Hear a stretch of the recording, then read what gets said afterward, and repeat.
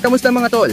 Ito na ang part 3 kung saan sinimulan ko sa 1 sentimo at ipagpapalit hanggang makakuha ng PlayStation 5. Sa nakaraang video, nagtapos tayo sa isang Pokemon card. Ito ay isang first edition na Erika's Dragonite at ang halaga ng card na ito ay umaabot ng mga 100 at 40 dolyar. Marami na tayong nagawang mga palitan hanggang ngayon. Mula sa isang Sharpie hanggang sa isang football, sa isang lumang PlayStation, pati na rin skateboard, hanggang sa isang pares ng sapatos at marami pang iba.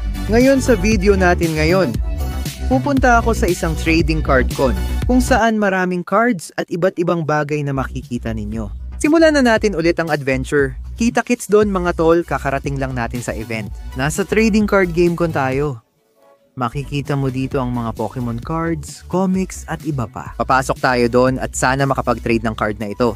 Sobrang aga pa, mga alas 12 pa lang. Pagod ako kasi nagising ako ng alas 8. Nasa Toledo, Ohio tayo ngayon. Gusto ko nang pumasok dito at sana makapag-trade ng card. Tara na. Naglalakad na tayo papunta sa event ngayon. Grabe. Ang astig nito. Grabe, nandito siya.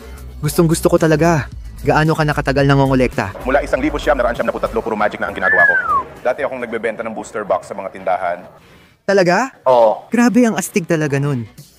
Hindi ako magsisinungaling. Sobrang dami ng tao at mesa sa event na to. Gusto ko rito kasi walang tugtog, di makaka-copyright si kuya.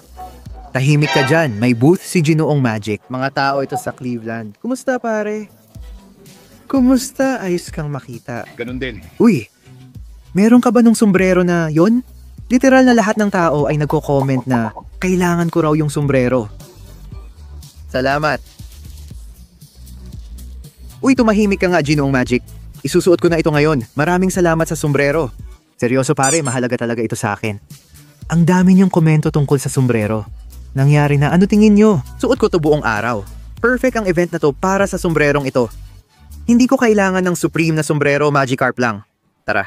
Bakit nandito pa rin tayo? Talo na ang katawan. Ang mga kasamahan kong nawala. Nakuha na natin ang sombrero. Sobrang excited ako. Sana makuha ko ang Charizard bago matapos. Kung makuha natin ang Charizard, sobrang saya ko. Dati may Dark Charizard tayo at iyon ang ipinagpalit natin. Pasensya na. Ito ang mga baraha mo. Tama. Sige, gumagawa ako ng trade-up challenge. Magsisimula ako sa sentimo at dadating sa PlayStation 5. Sige. Kaya, Ngayon, nasan ka na? dito na tayo ngayon. Oh, nakasulat na 200 pero mga 100 at 40 lang talaga ang bentahan, tama? Sige, mga 100 at 40 na po, ayos. Meron ka bang kahit ano na gusto mong ipalit o i-trade up? Tingnan natin. Oh, paano kung may makita ako? Pwede rin yun. Alam mo yung ibig kong sabihin? Pwede ka rin maghanap. Sige, magtanong ka, bibigyan kita. Ayos! Maraming salamat. Ano nga pala pangalan mo? Jara? Dara? Connor. Ikinagalak kang makilala. Mabuti at nakilala kita. Mahirap talaga kasi pag tinitingnan ng mga baraha, lahat nakadepende sa kondisyon. Hindi ako Philippine Statistics Authority. Pwede mong sabihing Pokemon Master ako dahil nilaro ko ang mga laro. Bukod doon, di naman ako ganun kagaling na Pokemon Master. Ngayon, nag-grade tayo base sa kondisyon. At una sa lahat, nakikita ko itong Venusaur na mukhang astig, pero nasa 100 at 40 na po ang presyo. Ganun din ang presyo niya, kaya halos pareho lang. Gusto ko sanang tumaas pa. Pareho tayo ng card dito. At ang presyo niya ay nasa 300 at 50. Depende pa rin sa kondisyon. Kung magiging tapat ako, sobrang linis talaga ng card na ito. Tinitingnan ko yung Venusaur, pero hindi ako sigurado kung okay yun. Baka lugi pa ako sa trade. Oo, tama. Alam mo yun? Hindi masamang ideya ang starter, pero Sa palagay mo ba, starter ang kailangan gawin? parang starter o... Palagi akong pumipili ng starter evolution o... Alamat! Gusto ko yung tunog ng pagpili ng starter o alamat. Pwede ko bang makita ang huling bentahan ng madilim na Dragonite? Kaya naisip ko bakit hindi na lang ako pumunta kay Dragonite o mag-evolve? Alam mo na si Dragonair at Dragonite, di ba? Ang galing nun, oo. Dapat legendary siya. Sasabihin ko na may 8 po na sila doon, di na nila kailangan ng 5. Sige, pwede ko bang makita ang hollow? Oo. May mga bahagyang gasgas, pero hindi naman gaano. Oo, sa totoo lang, maganda pa rin siya. Hindi naman masyadong masama. Sa ngayon, hinahanap ko ang ilan sa mga barahang ito. Yung isa, umaabot ng 80 pero sobrang gamit at puti na ang likod sa paligid. Kakabenta lang natin dito ng 175. At kung magiging tapat ako, halos pareho lang ang itsura nila. Mas maganda ang kondisyon ng meron sila rito.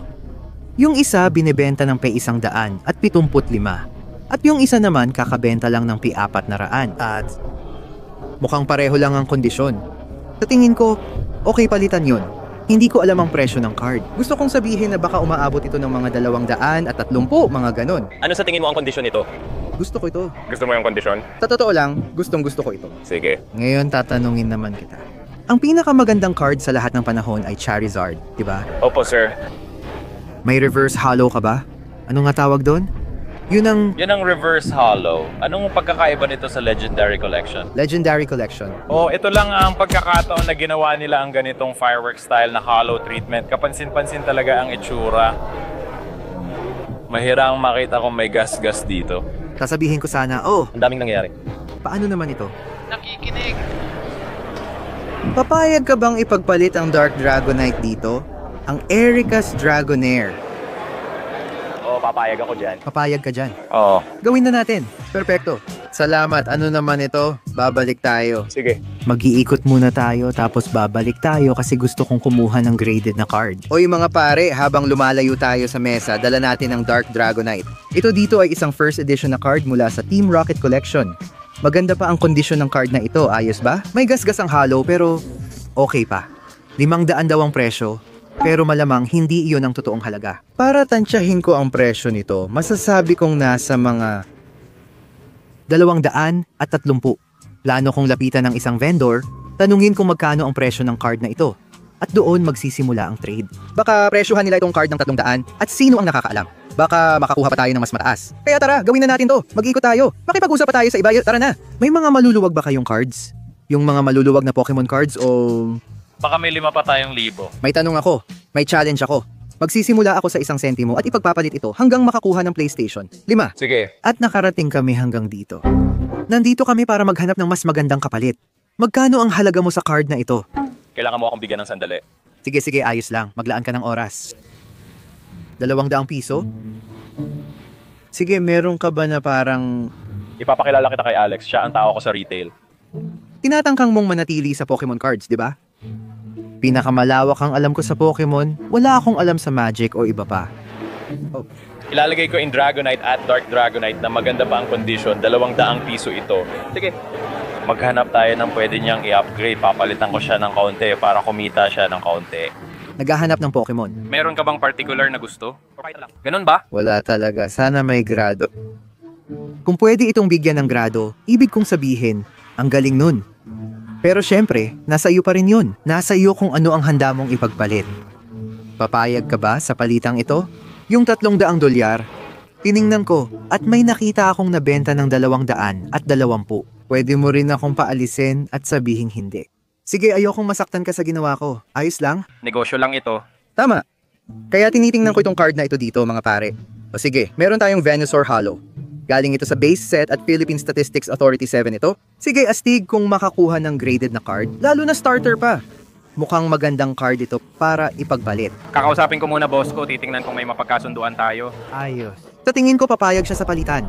Kakausapin niya yung boss niya. Kung magagawa natin tong trade na to, ang galing nun. Makakakuha ng Venusaur, solid na card yon. Sige, siguro mga $220. 230.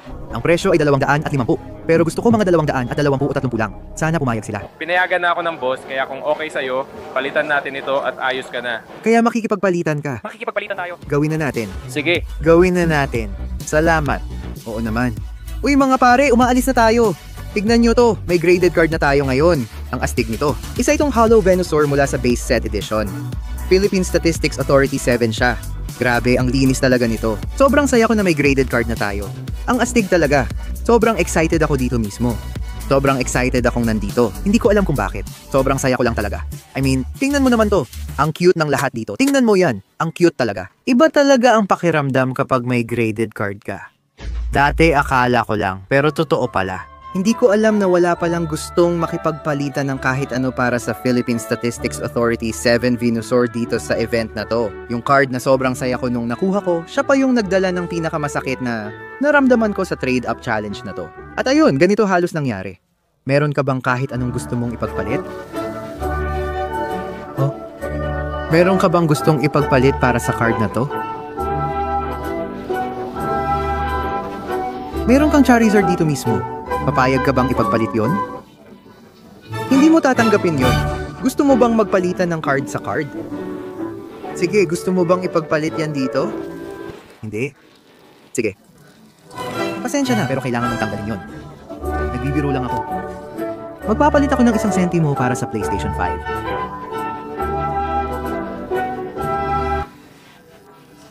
Ayos lang. Kukuha ako ng sentimo at ipagpapalit sa PlayStation 5. Gusto mo bang ipalit ang Venusaur sa... Babalik na lang siguro ako na may ibang card. Hindi pa ako ganito nainis sa Pokemon card dati. Ano ba talaga to? Butiki o palaka? Oh, ganito ang ginawa namin. Sige, naghahanap-hanap kami at halos mahirap talagang hanapin ang card na ito. Ipagpalit. May nakita akong Charizard na may nakasulat na 250 sa taas. Pero tinitingnan ko yung huling bentahan ng lahat ng base set. Gusto mo bang ipagpalit ko ito sa iyo para sa card na ito? Para sa Charizard. Sige, so basically, umiikot kami dito sa event at medyo mahirap magkaroon ng graded na card. Yung card lang talaga yon. Hindi ko alam paano sabihin yung salita. Mahirap makakuha ng graded card at sobrang iba-iba presyo ng card na yon. Kapag nagtatry akong makipag-trade, lagi nilang sinasabi, sabi kasi dito ganito. At ito naman sabi, kaya gusto kong mag-swap at tingnan kung pwede naming ipalit yon sa isang ungraded raw base set Charizard na nagkakahalaga ng mga 230. Napatas lang na palitan. Sana pwede naming i-trade yon sa iba. Ipapatrade mo ba ang Charizard? Papayag ka ba sa patas na palitan? Pumayag ako sa patas na palitan. Sabi rin ng boss ko, alam mo ba, medyo nadaya ka namin dito. Susubukan namin itama ang karto namin sa'yo. Salamat. Walang problema. Tingnan natin. May lalagyan ka ba na pwede kong paglagyan nito? Gawin natin yan. Kung pwede mo. Maraming salamat. Seryoso, salamat. Salamat. Ikaw rin. Oy mga tol, ang bait talaga nila na ginawa nila yon. Pinalitan nila ako ng Charizard na ito dito. Isa itong base set 2 na Charizard. Ang saya na may Charizard na tayo sa koleksyon. Ang astig. May presyo ito mga 250. Posibleng tumaas na ito. Siguro mga 240 na ang halaga ngayon. Nakuha natin ang Charizard. Sobrang saya ko ngayon. Ang astig ng card na to at maganda pa ang kondisyon. Sige, meron na tayo nito ngayon. Ha? Ano? Ikaw? Nakuha mo to? Kaya pinalit namin yon doon sa lalaking nakipagpalitan sa amin ng Venusaur. Kaya oo. Kumusta naman ang hollow nito? Meron ba? May hollow foiling ba? Mukhang wala o kung meron man, kaunti lang. Totoo, pasado na. Wala naman yung mga gasgas na palagi mong nakikita. Kung isipin, kaunti lang. Medyo kakaiba nga Sa totoo lang, kapag nag-aayos ka ng mga raw na card, hindi mo kailangang masyadong mag-alala tungkol sa centering kasi hindi naman ito naaapektuhan ng kondisyon. Ang importante lang ay siguraduhin mong maayos ang ibabaw ng card. Kung ipag-grade mo, siguro siyam sa 10 ang score. Siyam sa 10. Ito masasabi kong halos bago pa ito. Ang halaga. Inianunsyo ito dito sa halagang 240 at may average na presyo sa merkado at nabenta na sa kasaysayan nito. Medyo pababa ang trend nito ngayon pero sa karaniwan, nabebenta ito ng 280. Pero ito ang tinitingnan natin, ang pinakamababang presyo na pwede nating bilhin sa merkado at ang huling nabenta sa marketplace. Kaya consistent yan. Sa ganitong usapan, 70% ng 250 retail ay 225. Kaya trade-in ang gagawin natin. Pag nakuha mo na, pwede mo na itong gamitin kahit saan. Tama? Pwede mo itong gamitin para pagsamahin ang mga card or gamitin lahat sa isang malaking card at bayaran ang kulang ayon sa gusto mo. Pero ito lang, may ginagawa akong hamon ngayon. Sige. Kung saan nagpapalitan ako pataas. Sige. Hindi nagpapalitan pababa. Ano ba talaga ang naisip mo? Kahit ano talaga. Kahit ano talaga. Ano mang gusto mo. Ibigay mo sa akin si Charizard. Hindi naman kailangan si Charizard. Mahal ko si Charizard. Mahal ng lahat si Charizard. Yung pwede kong ipagpalit sa susunod na tao. Sige, tumingin-tingin ka muna, mamili ka muna. Sabihin mo lang sa akin. Sa tingin ko, makatarungan na ang 260 dahil tataasan lang naman namin ng kaunti ang presyo ng card na to para mapantayan yung diferensya. Sige, deal. Sa totoo lang, kakaunti lang ang card na gagawan ko ng exception at tingin ko, isa ito doon. Salamat. Titingin ako. To ang dami nating cards ngayon. Sige, lahat ng ito ay graded cards. Talagang gusto ko ang graded cards. Pero ngayon, nakikita ko itong isa. Sige. Ito ay Charizard mula sa unang base set, hindi base set 2. Tabi dito 300 ang presyo, pero huli kong nakita nasa 200 at 60 lang. Kaya tataas ang halaga natin. Philippine Statistics Authority 5 ito at maganda pa ang kondisyon. Tatanungin ko kung papayag siya sa trade. May graded card ako. Sinabi ko namang, okay lang kahit anong card, hindi naman mahalaga. Pero pero napusuan mo nito. Grabe naman. Nakakita ako ng Charizard. Hindi ito pareho kasi base set 2 yung nakuha natin sa isa. Yung isa ay base set, kaya parang na-upgrade ito, parang bumalik tayo sa nakaraan ng kaunti. Hinahanap natin dito ang bases, Forest 5. Siyam ito ang original Gangster at Sagrado. Nakaslab na ito at hinahanap ng marami. Sagrado ito pero hindi naman pinakasagrado. Pero hindi talaga yung pinakasagrado. Parang nasa gitna lang siya pero nagtatrabaho ka pa rin. And ito ay siguradong isang upgrade mula ka sa second edition papunta sa first edition. Sige. Silipin natin sa eBay. Meron tayong CGC na 5 para sa 275. Meron tayong 5 Philippine Statistics Authority. Ang pinakamababa ay 275 na tugma sa presyong ginawa natin. Sobrang tumpak ng presyo natin. So tingnan natin ang totoong nakabenta ng listing na ito, halos 300 at binayaran nila ng P200 at 70 plus P10. Halos ganoon na rin ang presyo. Gagawin mo ba ito? Sige, ituloy mo. Mahirap ito pero gaya ng sabi ko, gusto kita at gusto kitang tulungan. Tara, gawin na natin to. Maraming salamat. Pinahahalagahan ko yan. Mga pare, tingnan nyo to. Nakuha natin si Charizard sa base set. Philippine Statistics Authority 5 na umaabot ng 300.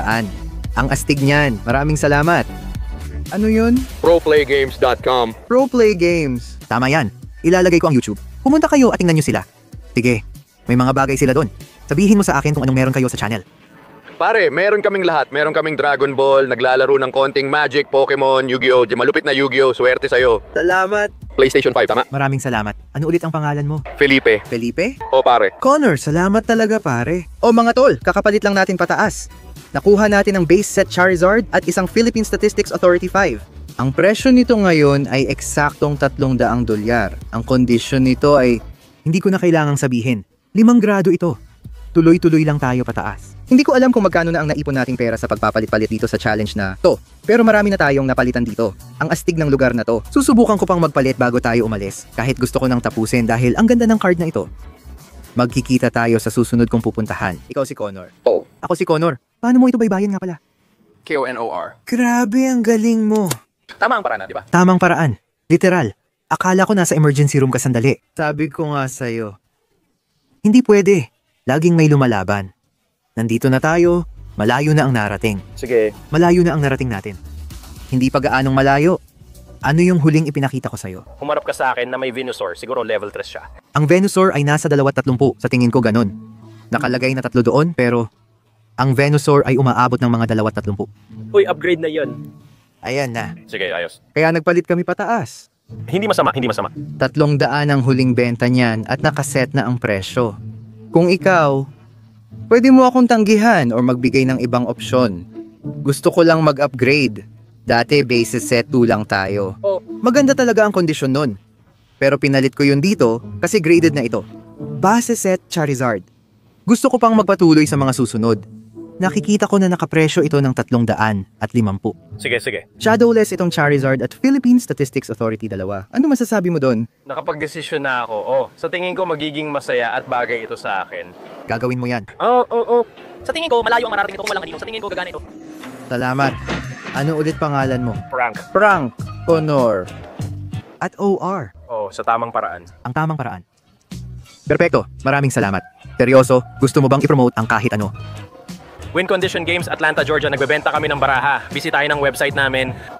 Yo mga pare, papasok na kami sa event at magkita na lang tayo pag uwi. Sige, kita tayo doon. Maligayang pagbalik sa bahay, baby. Kakatapos lang ng event, tingnan mo to. Meron tayong Philippine Statistics Authority na 2 base set na Shadowless Charizard. Ang astig talaga nito. Tatanggalin ko ang plastic para makita nyo. Tingnan nyo, ang linis ng card na to. Gustong gusto ko talaga. Gusto ko talagang umalis sa event na may Charizard. At ayun nga, nakuha natin pare. Hindi naman ito sobrang espesyal. Philippine Statistics Authority 2 lang. Pero Charizard pa rin yan. Yung huling bentahan nito, nasa $350.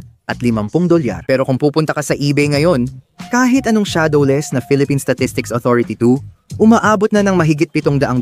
At hindi ko alam kung ano ang mararamdaman ko tungkol sa card na to ngayon. Hindi ko alam kung nasaan ang tunay na halaga nito. Gusto kong sabihin na 350 ito at sasabihin kong 350. Pero Philippine Statistics Authority 2. Ano? Bakit niya pupuntahan? Mataas ba talaga ang presyo ng tao? Ano bang nangyayari? Baka ilista ko na lang ito sa eBay at tingnan kung magkano makukuha ko kahit malungkot akong ibenta. Pero mga tol, Dito na magtatapos ang video na to. Sana nag-enjoy kayo. Huwag kalimutang pindutin ang subscribe button. Maghanda sa part 4, paparating na yon. At hindi lang yan, bagay na paparating ngayong gabi. Sige, makukuha na natin ang PlayStation Zoom. Pag nakuha na, susunod ang Tesla. Maghanda at magpakasaya na kayo. Mahal ko kayo mga tol.